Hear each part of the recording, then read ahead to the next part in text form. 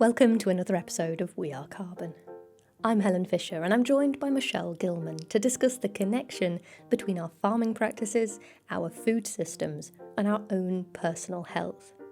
We've been becoming well clued up on this podcast about the benefits of regenerative agriculture for the health of ecosystems and the climate. But for this to have an impact at scale, we need to widen the conversation and consider also how the consumer fits into this. The norm today is for food to be both highly processed and highly travelled, arriving on a shop shelf where people will often give very little thought to how or where it was produced. It's a disconnection that's caused by the system itself, and it could also be seen to be reducing the understanding we have of the impact of our food choices upon our bodies. These are topics that Michelle has given a lot of thought, and she set out to raise awareness about the role of diet in human, soil, and ecosystem health, and generally reconnect people back with their food. So I asked if she could share her considerations and help fill in some of this picture. Michelle's work has often focused upon ensuring that healthy food choices are also accessible to those with lower incomes, and this has led her to the recent creation of Food Fluency, a nutrition program that partners with non-profits working in the areas of community health and food security. She'll offer further info in the discussion, but I'd like to mention quick that she's just getting things kicked off with a crowdfunder, so consider checking out the details for that at foodfluency.org.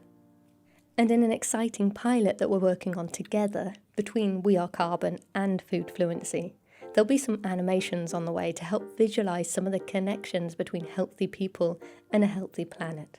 I'll be sure to keep you updated in future episodes, so don't forget to subscribe over on the website, wearecarbon.earth. Right, let's get stuck in. Hi Michelle, thank you so much for joining me today. It's a real pleasure to have you here to talk about your work with regards to, we're looking at diet and the connection that diet has in the overall ecosystems of the whole planet. So it's a really big topic and I'm really excited to dive in because we've had so many interviews and touched so much about the power that our food choices have in regards to regenerating the planet with things like soil health and with sequestering carbon and these kind of the huge benefits that put a focus onto regenerative agriculture and why as consumers that is a fantastic choice for us to make. But there's also this sort of flip side that I'd like to, or it's a connected aspect that I'd like to explore, which is the idea that human health and the health of the planet go hand in hand. So when we are looking towards regenerative solutions to support the environment and support the climate, that actually alongside, that means that we're supporting our own bodies. And as we've sort of gone over the maybe sort of 4 or 5 decades of time, industrial agriculture has provided us with something that has offered consistency at times with the production and the quantity of food. And that has kind of had its day in a lot of sense. We're sort of now seeing that any stability that gave us, it's going in this opposite direction. We're depleting the soils, we're destroying the ecosystems, and now we're starting to turn things around and consider that we need to work more in harmony with nature. And alongside depleting soils and having this damaging effect on the environment, we've had a tie-in on human health. We've had an impact on human health for farming in this way. And it's not just the farming itself, it's the whole system that goes side by side with that. And I think it's a very broad subject, but it's a very significant and important one right now. So I'd love to dive into this and sort of explore your experience and your thoughts on how all of this ties in together. But before we go too far into that, it would be fantastic if you could just introduce yourself and a little bit of background about what you do. Yeah, thank you, Helen. Thanks so much for having me here and for setting the stage of what we're going to dive into. Just a little background on me. I am from the South Shore area of Boston, Massachusetts, in the U.S., and I am now living in the western part of Massachusetts. I actually came out to Western Massachusetts for university when I was 18, and since graduating in 2013, I've since lived between Boston, Colombia, around Latin America, London, and Washington, D.C., and now recently landed back here just 15 minutes away from where I studied 9 years ago, which was UMass Amherst. So I'm so grateful to now kind of have returned to this area with new eyes, new appreciation for the more rural setting around here, about an hour and a half west of Boston. And I now call a 90-acre eco village my home. So just happy to be back here. Uh, so so yeah, in 2016, I moved back to the States, back to Massachusetts, after having lived for a few years in Colombia and working for a nonprofit there in English education. And so I was really at that time looking for international development work. And that didn't come to me quickly or easily or really in a feasible timeline. So I broadened my horizons at that time and ended up getting a job in community nutrition in this organization called Cooking Matters. I was excited about it because it was something totally new to me, and they were looking for a bilingual program coordinator. So I was still able to use my Spanish and work with communities. And so that job consisted of working with different community organizations around Massachusetts, really targeting low income families, especially young families, and teaching about the benefits and the skills and the education um, around the essential components that make up a healthy diet. So that looked like grocery shopping tours. We had about 45-minute to 1 hour grocery shopping tours where we'd look at unit pricing and nutrition facts labels and really just the basics of navigating the grocery store um, for how to shop healthy on a budget. And then to expand on that, we also did 6-week cooking classes. So each week we would explore a new topic, the basics of healthy eating and meal planning, meal prep, how to incorporate more fruits, vegetables, and fiber and balance into our diet to make healthy eating the convenient option. And so that really opened my eyes to the passion that I now have in public health nutrition. Because really up until that point, my main concern for healthy eating was just to stay fit and lean through balancing calorie intake and output. Like I really this whole concept of nutrition as food as medicine hadn't really been exposed to me yet. And I think my real aha moment with that was seeing health and nutrition through this house analogy. Like, you can't build a house with just wood. You need to have a functional house. You need to have wood. You need to have different mechanics, the pipes, everything that comes into making a house what it is, in the same way that you can't feed a body just one thing. Like, a body is not going to operate optimally if you just feed it starches. You need to have this whole diversity of intake to keep things. Every part needs to be nourished, and so we really need to use that analogy when thinking about the importance of dietary diversity. And so, with that experience, I was excited to kind of dig deeper into the world of nutrition and public health. So I went back to school and I studied global public health nutrition, which is what opened my eyes to the environmental aspect and wider issues around the sustainability of our food system. So even though I was exploring all the various program and policy interventions to improve public health nutrition, it was really the community nutrition approach that I had experienced, which stuck with me as a well-rounded, community-led, impactful option that was achievable and low cost. So that's something that I've really carried with me since then. And the word nutrition can evoke a lot of different associations and emotions from people.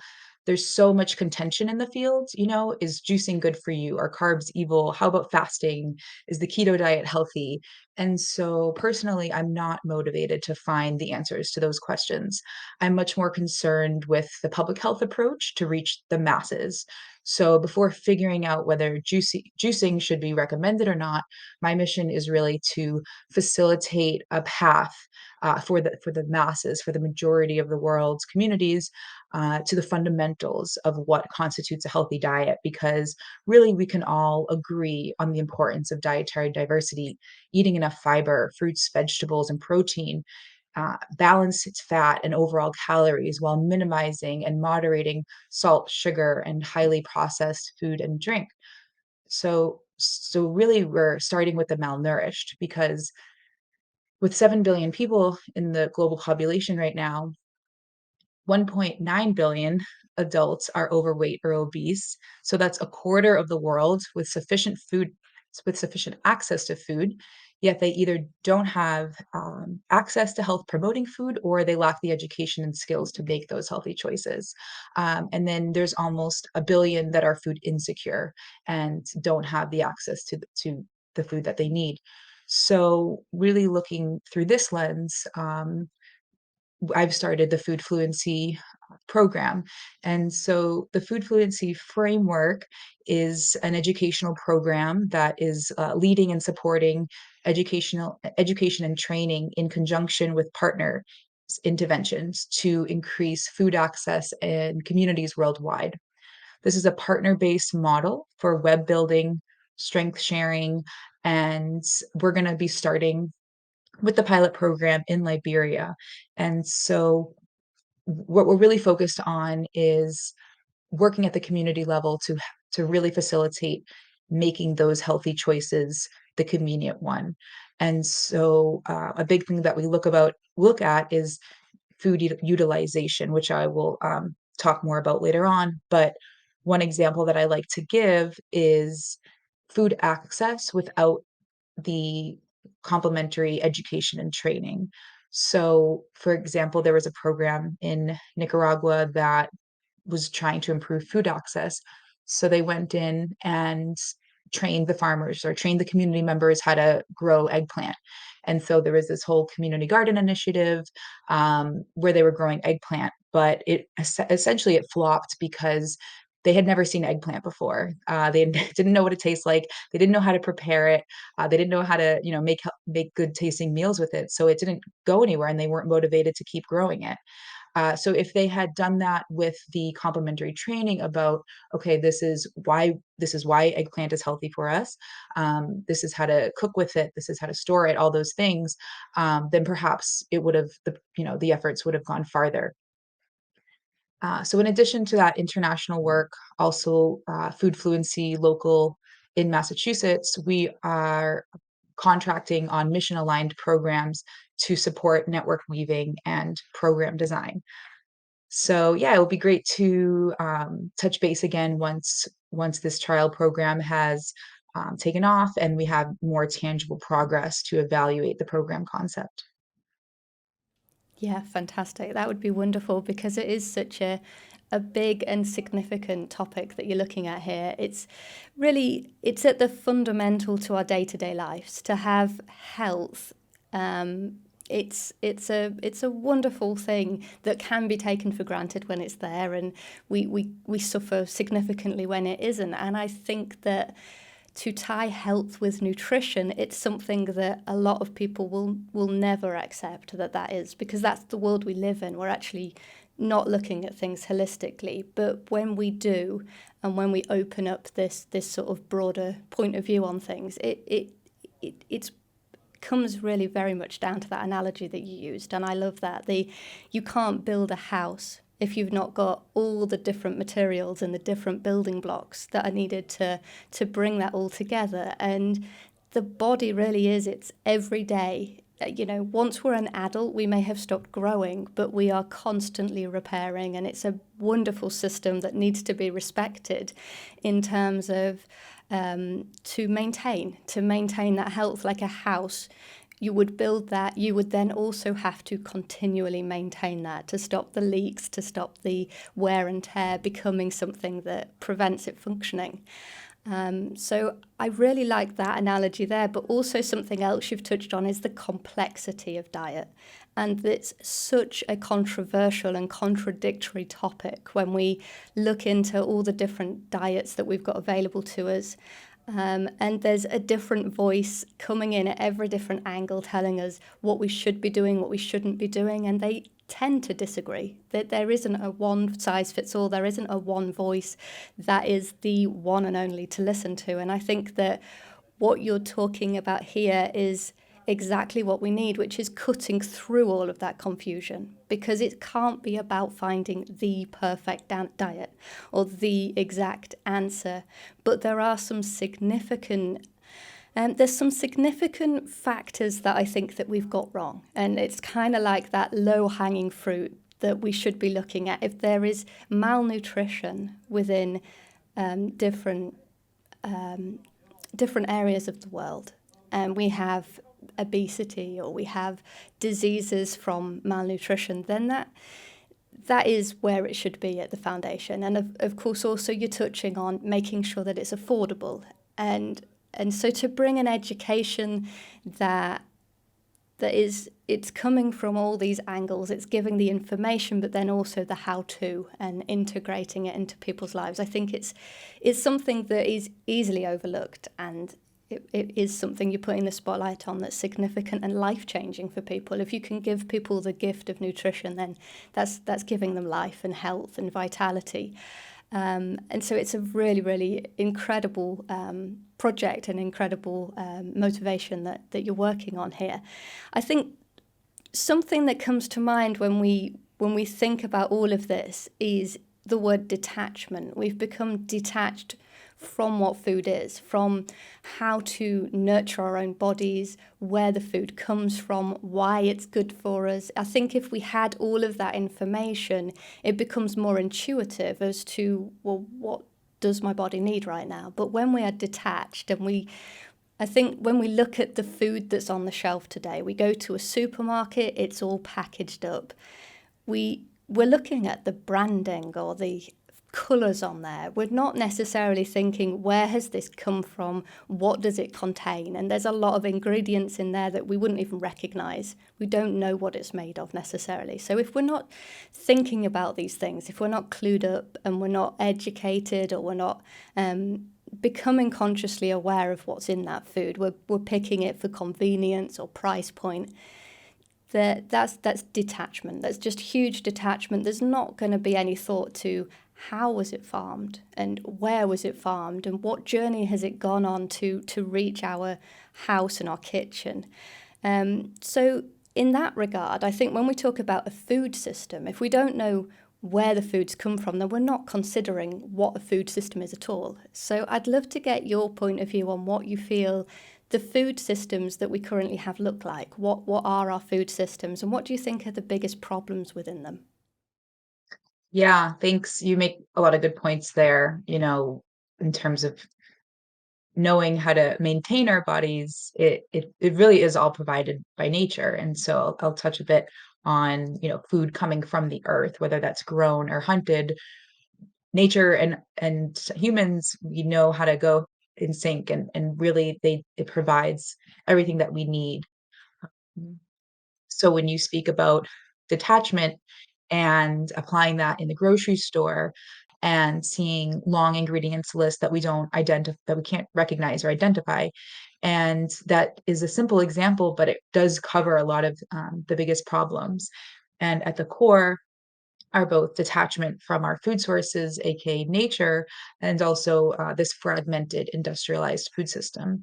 So when we look at this, it's the farmers producing the raw materials, or I should say, what does the fragmentation look like? It's the farmers that are producing the raw materials are completely separate from the processing of those materials in large factories, which are then disconnected from the companies that are flavoring, preserving, packaging, and selling those products, who are even likely to be in separate countries.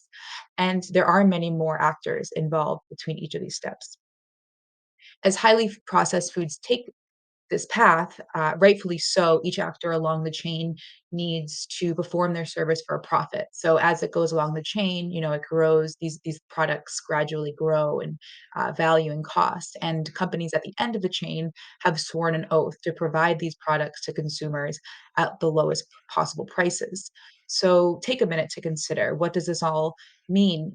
What are the financial implications of this long value chain for farmers dedicated to lives of backbreaking work to plant, tend, water, care for, and harvest those raw materials? What are the climate implications for this process that pressures farms to adopt time and labor saving industrial practices and technologies such as toxic fertilizers, pesticides, and monocropping? And the necessity of fuel powered transport between each actor, and the waste that comes out of each stage. What are the implications on human health when we consume products that our great grandparents would not recognize? Not just that they would be disappointed in us, but it's a reminder that our bodies have evolved on food from the earth, whether grown or hunted. Much of what goes into packaged products are foreign to our internal systems. And one thing is to take this in moderation, yet another is to be consuming it every day, maybe all day, every day. So the familiar nutrients they do contain tend to be disproportionate compared to food from the earth. And yes, we can get sufficient calories, protein, and fat from industrially produced foods and drinks, but they're also guilty for leading far too many innocent people to consume more sugar, salt, and oils than our bodies have been conditioned to deal with. So, this overconsumption combined with the deficiency in fiber, micronutrients, and minerals are the root causes of imbalances that result in painful disease and early death. Now, with all this in mind, it may not surprise you to hear that one-fifth of all deaths are attributed to suboptimal diet, as such preventable. And so that was according to a 2019 Lancet report. So, not to overwhelm the listeners, but this is just the tip of the iceberg. And one major factor perpetuating these root problems is the corporate drive to embed the new way of eating into our lives through marketing, advertising, product placement in TV and movies, in particular targeting children as to condition them from a young age.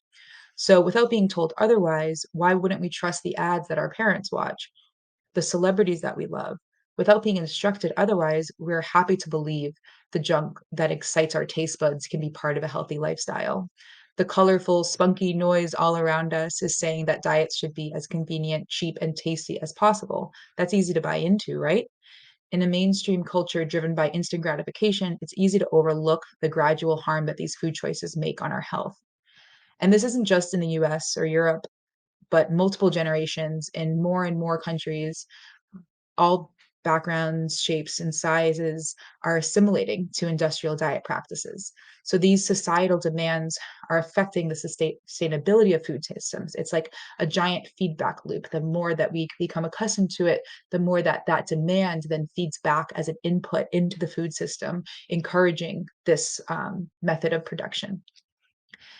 And so, zooming in kind of on the US context, these are systemic issues that tend to impact low income and minority communities more so.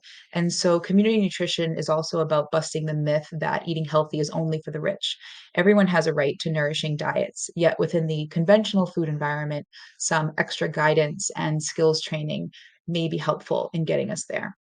So, with all this in mind, it can become very discouraging and think that, humans don't have a place, or the diet doesn't have a place in living harmoniously with nature and the environment. But in really an ideal world scenario, we can get a glimpse of how diet and acquiring food can be forces for good in regenerating planetary and human health. And many indigenous cultures demonstrate this, and hopefully their knowledge and guidance can be raised to mainstream awareness and practices before it's too late. Yeah, fantastic. It's definitely, as I started out at the beginning, it's a huge power as a consumer to be able to make choices that are good for the planet, but also to recognize that it's good for ourselves too. And I suppose what you're describing is the side-by-side impact of an industrialized agricultural system that uses very prescriptive inputs and very sort of controlled and mechanistic so that it can be predictable and dependable in that process that the farmers go through, and it can be then scaled up. I think scale is a huge part of the attraction to working in these industrialized processes. When we think back prior to when farming was small scale, more traditional, that really has increased in scale as it's increased in inputs and it's become more industrialized, and the food system alongside. This is all part of the convenience. And as things get bigger, they get more detached. And as you've mentioned, there's just there's distance, there's physical distance between the food that's being grown and then where it's being transported to be processed, and then it's being probably transported again for some big, we are sort of making it into from a raw ingredient to a processed ingredient that's then being transported to become a finished product. Maybe there's even more steps in some products, but there's this continued growth in distance. So it's each process scales up, and then the distance between each process scales up. They may be across borders, they may be flying and shipping. And when we think of right back to that point of using food to build the house sort of analogy, it's providing something for the body every step and every day in time. That's potential for the nutritional content to sort of be depleting. So we can kind of, when we take a very broad and zoomed out look at things, we understand why it's gone that way, because it's obvious that we want, as you've mentioned, everybody wants to be financially successful in the process. But it's also convenient. It's much more simplified and convenient to work this way, and we have busy lives. So as we are all, we're wanting to have a career, and we're wanting to go through life with all of the different experiences, the holidays and the technology and earning the money. So the idea that we would have a system that gives that convenience, where we can go to a supermarket and it's on the shelf and we don't have to think about growing it, harvesting it, preparing it, like we might have done when our lives were a little bit more, I don't like to use the word simple, because I think it sort of suggests that it's backwards, but we have a lot of expectation of our experience in life, and we want to do a lot of things, and that's not a bad thing at all. But that is why I suppose we've created such a distanced and detached system, is for that, at the end of the day, it's for that convenience for all parties involved, both the consumer and the producer. But it's kind of gone too far. And like you say, people don't really know what to do with an eggplant because they don't know what an eggplant is. And this is where we become aware that we need to just kind of rein things back and reconnect with our food. And there's so many different benefits that we gain from that. The work that you're doing is actually local and global. And you've touched on how, in a lot of ways, you're focusing on the people who need the education on how to ensure that a healthy and nutritious diet is also affordable and accessible for all price points. But do you find that there's a difference in different economies and in different environments to how the food system looks, or is it becoming very similar? Yeah, it's a really interesting topic. So though my work as food fluency is very nascent, I've really been fascinated by this exact question for several years now. And the unfortunate reality is that developing countries are taking on more and more aspects of the industrialized food world, with fast food options coming in, more processed and packaged options in their local shops, and then the chronic disease trends clearly following it. So this quote unquote development is taking place, yet the majority of the commercial and development attention are really focused on business alone. So going back to your point about scaling, that it's not um, it's no wonder that the objective has been to scale and that everything has been set up so that it can be easily scaled and predictable when business is the end goal. If our food system is driven by business as opposed to food as a human right, then it's going to look the way that it does now to be scalable. So all of this attention is going towards the business in developing communities, while just around the corner, people are still struggling with severe malnutrition due to poverty, and that goes along with stunting, wasting, and communicable diseases still, such as Ebola, HIV, and insect-borne illnesses, and now COVID too on top of all that. So while the developed world is mainly grappling with the single burden of non-communicable disease, uh, cardiovascular disease, type 2 diabetes are the major ones, and a lot of cancers as well. Developing countries are dealing with a double burden of disease, which is both communicable and non-communicable in the same community, household, or even person. And so, when it comes to these trends of diet and disease, I would say there's more commonalities than differences between, developing and developed world contexts.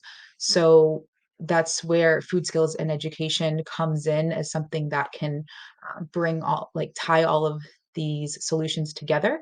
Of course, it's not going to look the same in different cultures and communities, and so food fluency curriculum is really trying to take a framework approach where it's more of a global framework infused with a local soul. And our partners are really what bring that local soul to life.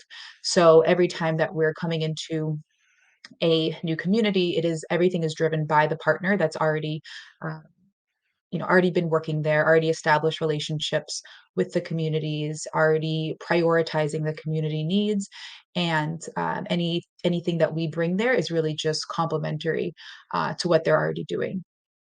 And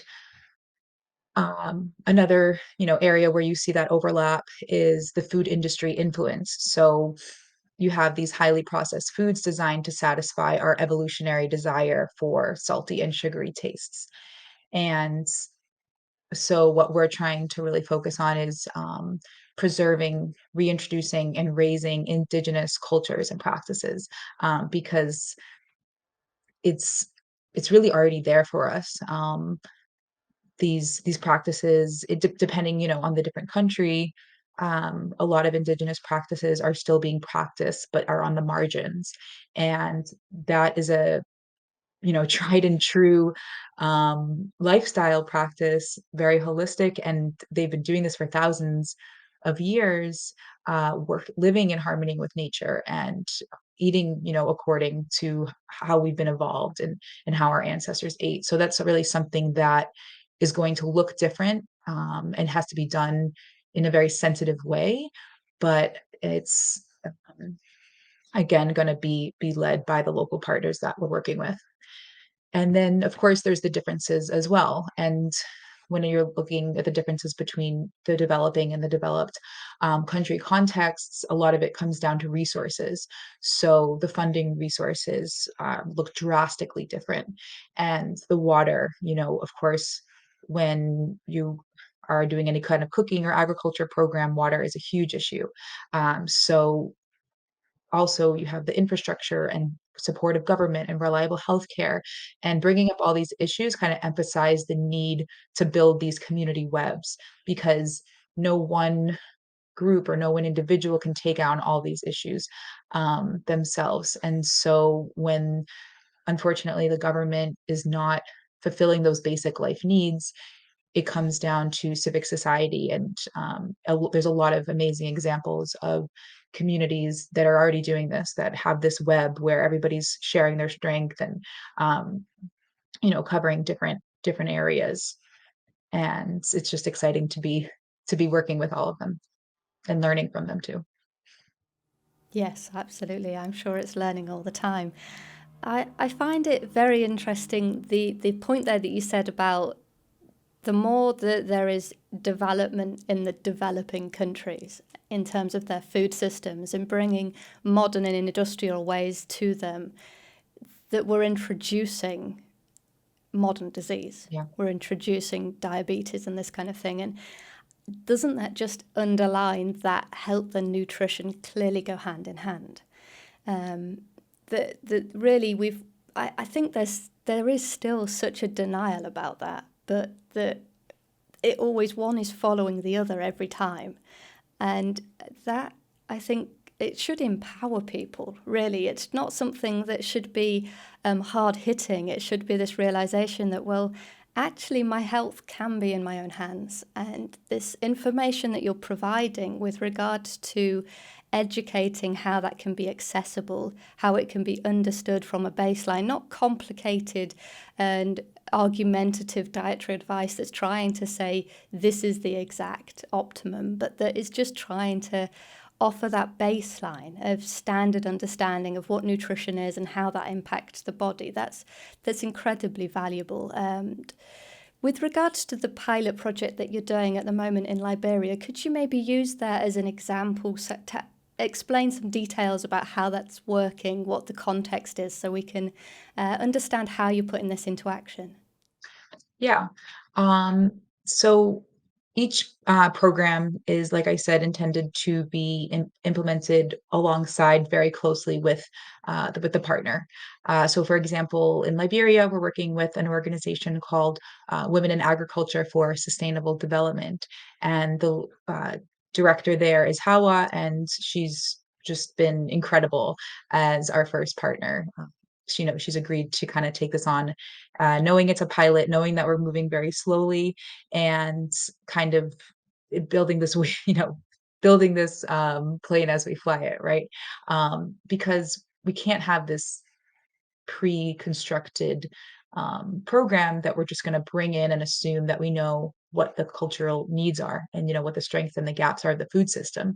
So with each partner we start or we will be starting with a food system and nutrition assessment, which consists of first like secondary data research, so looking at any published reports at the country or community level to learn what the kind of the map and the layout of the food system is, what their highest needs are, and what the kind of the public health concerns are. And then with using that data, we'd combine it with the primary collected data, so that would be directly gathered from the community. So that would be focus groups with the community members themselves. So we are gearing up to do that in the next few months or so, and I'll talk about our timeline later on because we are trying to raise the funds to carry out that first workshop. And so the first stage is really just gathering the voices of the community members. What do they want to learn about when it comes to food? Um, they've been cooking, their whole lives, but they can share things with each other. Maybe there's some households that have access to some information that others don't, and so they're really going to be learning from each other and bringing on as many community level um, really foodies as possible, people that are nutritionists, people that are just passionate about food, and chefs as well. So if there's any chefs working at the community level already, bringing them on and kind of teaching to the participants about how to utilize this food that they're um, increasing their access to, how to make delicious meals with it. So that is kind of the key, is that it's complementary to increased food that has increased access. Sorry, it's complementary to partners that are increasing food access for the participants. So when you're looking at food security programs and policies, it's oftentimes broken into four pillars, which is access, availability, utilization, and stability. So ideally, a lot of the partners that we're working with, for example, Hawa with Wasudev in Liberia, they are really focused on access and availability through improved production methods. And so the idea is that they're now increasing access, and food fluency comes in to address utilization pillar. So not only, are they then growing the food, but they're learning how to best use, prepare, store, and everything that goes in to really using the food to create healthy meals. And so through this, we are then, promoting locally sourced food and kind of tying back to that eggplant example, bringing that forward. And then, yeah, creating this larger network, because the goal is to work with multiple communities that can then be part of this global network and learn from each other and scale this, as it works, and learn from the bright spots and learn from what didn't work well, and how can we fix that with each new partner that we work with.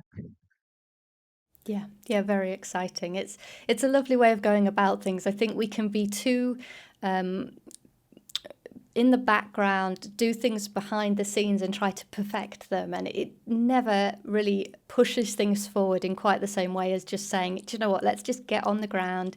Let's speak to people. Let's get involved, and let's work together in making this learning experience. So you're just kind of going step by step and trying to, I suppose, rebuild connection within food systems and create something that is localized, something that's going to be very context specific. But I suppose the more that you do this and the more partners you work with, that will teach you patterns that might emerge as being very successful and beneficial that in any location and any context. So it's going to be an interesting journey for you. With regards to the partners then, so they are essentially supporting the growth of food. They're connected in some way, usually to how that food is produced.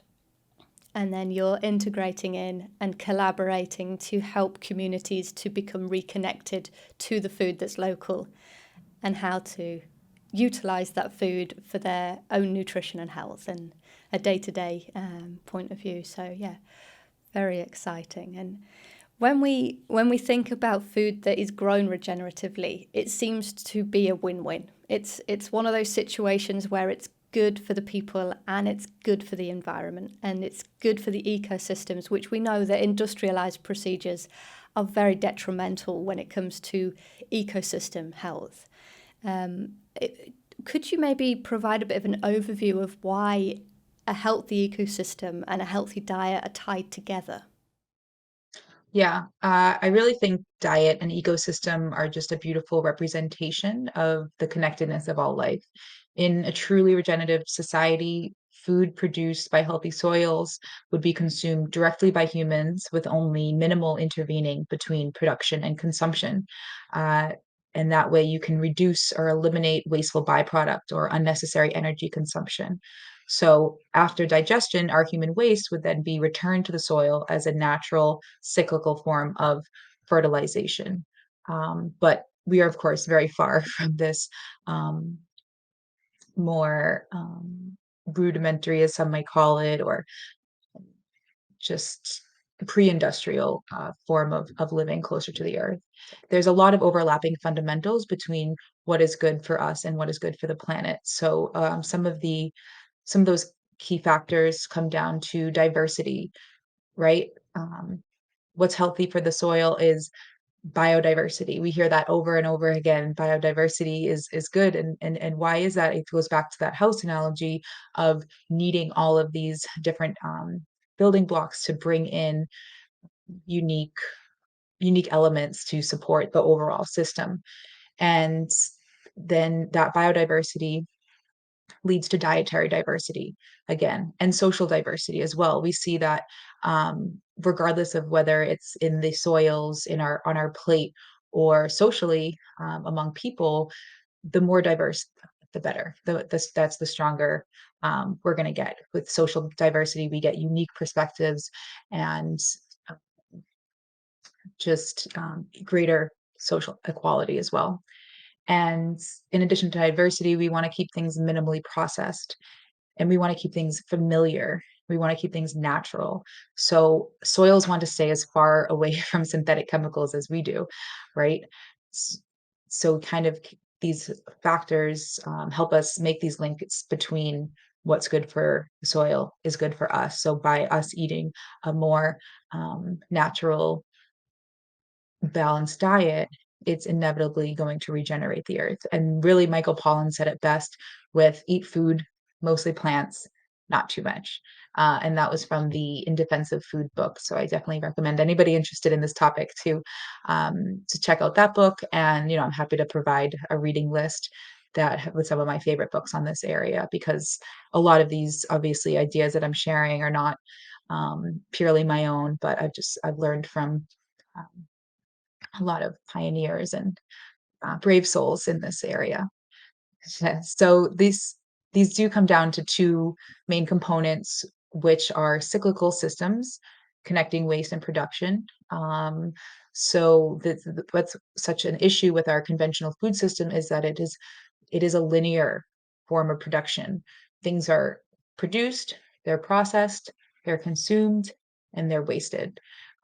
Whereas the cyclical um, the cyclical system that I mentioned at the beginning, with human waste going back into the soil, is one of a circular economy that is much more sustainable, uh, in and it's one of the elements of a regenerative agriculture and regenerative society. And with all of this, I want people to keep in mind that the examples that I give of this ideal world, things that are truly regenerative, are just that. They're an ideal. They're not a realistic expectation of where we can get to in just a few years. It's helpful to have a goal to work towards, because even the smallest steps in the right direction are significant. It's also important for people to not feel guilty about their lifestyle choices once they are aware of these issues. So, first we have the individual awareness, and then try to spread the word as much as possible. Do things in moderation. I think that's such a key word that I never, or I should say, I was sick of hearing when I was younger. All in moderation. I think my parents use that so often.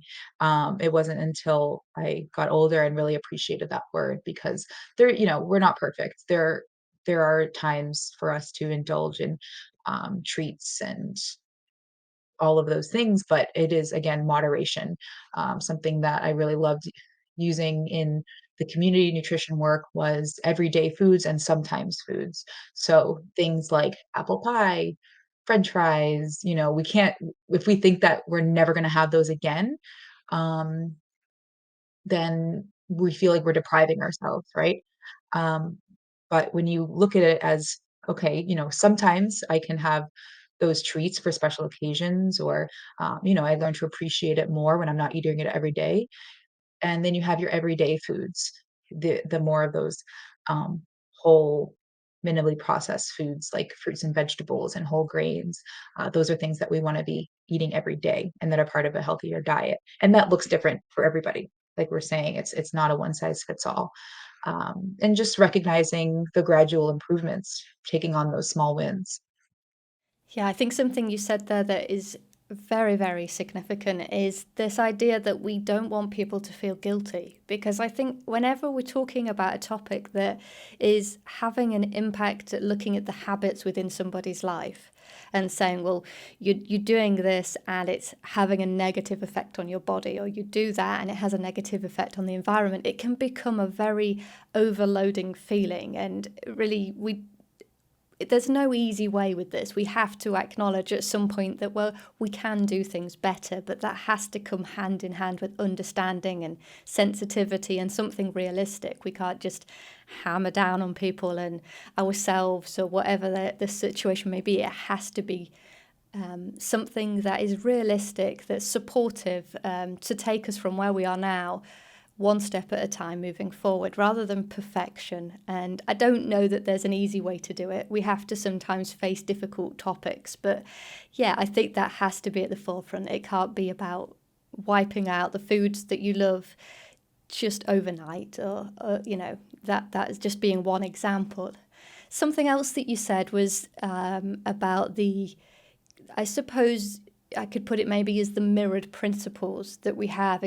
For example, biodiversity is a wonderful thing, a very beneficial thing, regardless of what context we put that in. So social biodiversity, soil biodiversity, and sort of the whole system of diversity within nature. And that's one of those ways of looking at things that we say, okay, being holistic makes things complicated, but actually there becomes a tipping point where it can actually feel that you're mirroring it out, and therefore you're sort of rinse and repeating. And so it might not suit that kind of logical mind in exactly the way that we used to, but there does become a bit of a rule set underneath it all.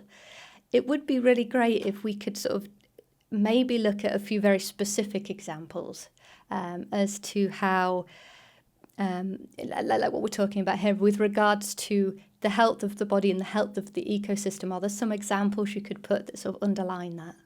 Yeah, definitely. I think a lot of what I've talked about so far is the kind of the discouraging, gets us down a little bit about the realities of all these issues. And so when I first started learning about these specific examples, that's what got me excited. That's what lifts our spirits about um, what we can take advantage of when it comes to working towards solutions at an individual and community level.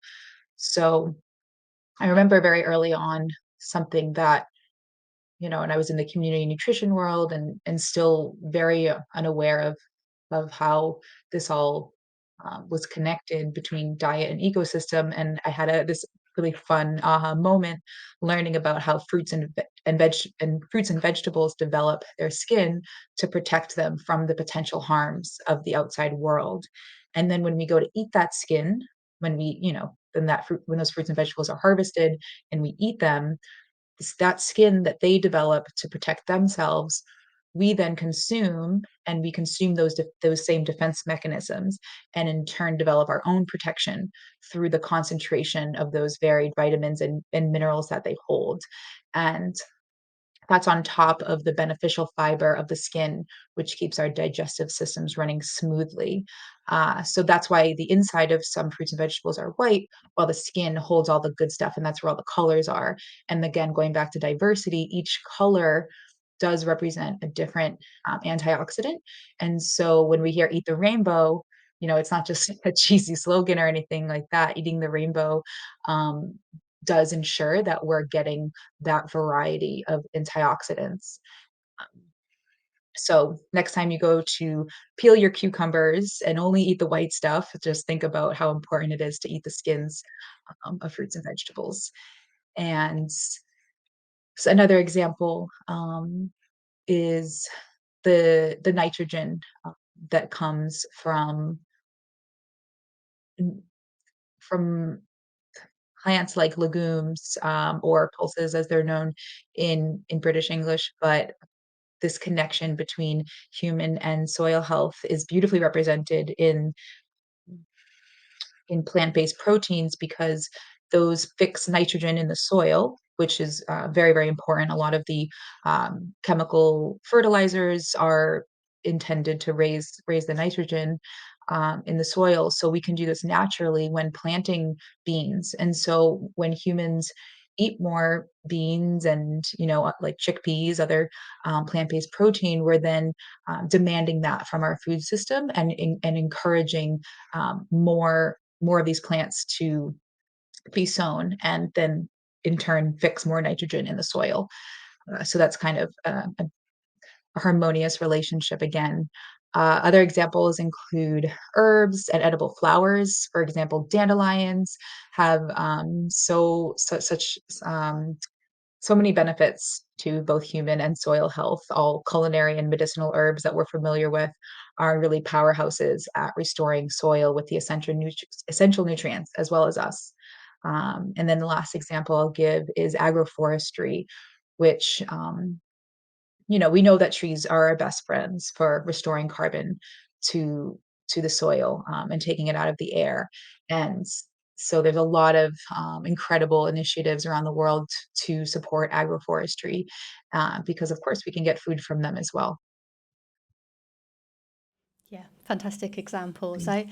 I think that anything where we reconnect with the land and where food comes from, it starts to open our eyes a lot with regards to both nutrition and how diversity works. And we come to a lot of conclusions of how clever nature is. And I use that word loosely, I suppose. You could question what the intelligence of nature looks like, but it's this continued evolution for a very specific set of circumstances, and everything has a role to play when we have the diversity there. And I'm growing a food forest where I am here in the UK, and it's every day, every sort of experience of it is so educational.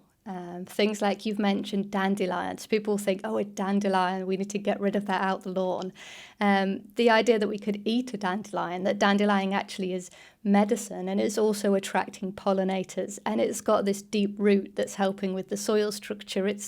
Everything's got a role to play, and so we tie our diet to that, and we can see that like herbs are incredibly nutritious and they're offering such a density, which is why we wouldn't eat a plateful of them. We might eat a plateful of lettuce would not give us probably the same nutrition as a handful of herbs or a sprinkling of herbs. So that there's so much to learn just by re-engaging, and I suppose that's really at the heart of everything that you're doing, is this reconnection to what food is, what it does to the body, how it's produced, and putting that into context of how we can put that into a real world, because the world has gone in such a opposite direction in terms of the food systems we've established. So the work you're doing is very important, and of course it's such a broad subject. It's such a huge subject because it's got relevance to everybody, and it has therefore got so many different contexts and environments and situations to find a balance in.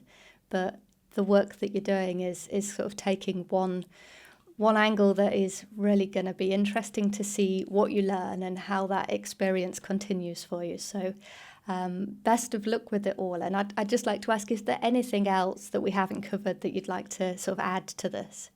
Yeah, there's a few things. I guess I kind of touched on this before, but just to stress, like, don't let perfection get in the way of good.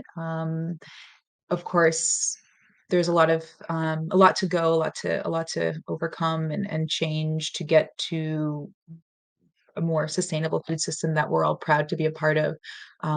But don't, don't underestimate the small wins. There's, you know, look around, and if you Google, sustainable food in your local community, I'm sure you'll discover some exciting things happen that you can, volunteer at a community farm and learn about all the different initiatives that they have going on. And food is such a big part of our lives. Like you said, there are endless opportunities for making small, gradual changes. And that makes sense for you. No two food stories are the same. So you might hear of a friend that is totally, gone vegan or um, has reduced their food waste 100%. Like that's great. But if that's not feasible for your life, you can find other ways. If you do um, 1 day a week with 1 day a week with no meat, or going to a farmer's market once a month instead of not at all. Those gradual steps are really going to make a huge difference. Um, and it's an encouragement again to, like, think global, act local, right? We has never had such a there never before in our history have we had so much access to the information of what's happening around the world. So we can tune in to webinars that are happening on the other side of the world. We can learn about what are, initiatives that are working well, and think about how they might be adapted and applied to your local community, and see what gets you excited. And lastly, I would just tell people that for the Food Fluency pilot program to get off the ground, we are running a crowdfunding campaign. And so I would just request for people to consider visiting our website. It's foodfluency.org, and you can watch a crowdfunding video and hear directly from the participating farmers and program leader Hawa of Women in Agriculture for Sustainable Development. So yeah, please check that out and just stay in the loop. Fantastic. We'll add a link to that so that there's a sort of a direct click over to the website if people want to take a look. Thank And you. there's something there that you've reminded me that I wanted to ask you about. This idea that when we reintegrate with where our food has come from, that is giving opportunity to get involved with local projects, local community. And this is a huge part of it. That's another win-win because it gives us socialization and it gives us so much in addition to the connection to our food. But this gives the opportunity for our diets to also become more locally sourced and more seasonal. And I wondered if you could sort of give some thoughts on how significant, how important do you feel that that is?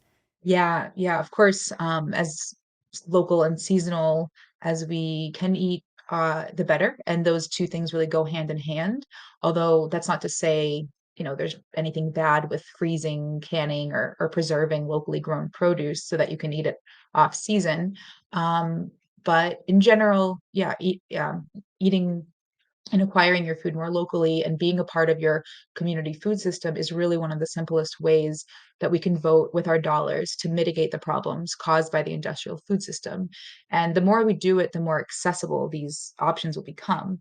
Though I said before that healthy options can be affordable, I'm well aware that producing at a smaller scale, small batch, has its challenges for keeping prices competitive yet profitable for sustainable business ventures. So, with this in mind, food education and skills training really can only go so far. We're still a ways away from being able to tick all the boxes with, healthy, affordable, local, ecological, somewhat convenient, because realistically, we all deserve a little convenience here and there. But to be able to tick all those boxes for all of our essential dietary needs, we still have a lot more work to do. And that's what's exciting about these regenerative movements that are happening and the web that we're all building together. So, with that, we'll just celebrate the small wins as they come up. Yeah, fantastic. And there is one more thing. If I could just sort of go right back to the beginning, you introduced that you are living at the moment in what you described, I think, as an eco village. Mhm. And I'd love to kind of maybe just bring in how do you feel that that is something that solves a significant amount of these challenges? Like, for example, the ability to have food that's fresh and local, but also convenient, like that sort of community basis. Is that bringing in the convenience to the mix? Yeah, I definitely will. I'll try to keep this short and sweet because I think I could do another podcast on the Eco Village. But it's been an incredible experience. It's called Serious Community if people want to look it up online, and it definitely helps with making those things more convenient. Not only that we can have like that farm share right on site, where we each pay a small amount to cover the costs and just, access the community center fridge when we wanna get our produce, um, but also we take part in the garden. So every Saturday we have a community work day, and we do all the priority tasks that are on the list for that week. And oftentimes there is garden work involved, so we get our hands dirty there as well. But I think a big part of that is also like the meal creation, because the convenience is not just having access to those locally grown produce at your door. It's also getting that produce prepared into a meal. And we have these rotational community dinners that people can opt into. And so we take turns cooking. And that's really nice because then you get to enjoy a home cooked meal almost every night and only have to take on the responsibility of cooking once a month or so. So that's just one example of why this brings so many benefits to the people living here. Yeah, and it's a very clear example. I think it does offer a huge solution to one of the aspects of why the food system has become the way it's become, because convenience is something that people really do. They want to be able to fill the tummy at the end of the day, but they probably don't want to get in front of the stove and necessarily be preparing and chopping and waiting for that to cook. And that's why we have the system we have. So that offers food for thought with regards to the alternatives and the opportunities. There's many different solutions that work in different situations, but Hmm. I like that example. It's very clear. Yeah. Thank you. So yeah, thank you for joining us. It's been really great to learn from you, and yeah, thank you for everything, and best of luck with it all. I would love to catch up at some point and see how things are going and what you've learned from everything. Thank you so much. As you can tell, I love talking about this topic any chance I get. So whether it's you or any of the listeners, I think my contact information will be made available. So don't hesitate to reach out with any idea you have or just want to chat. Thank you. Fantastic. Yeah. Well, thank you very much, and we'll speak soon. Thank you, Helen. And thank you for listening to this episode of We Are Carbon. Next time, we'll be joined by Colin Andrews, chair of the Tieni Fund, which supports the training of smallholder farmers in Malawi, southeastern Africa.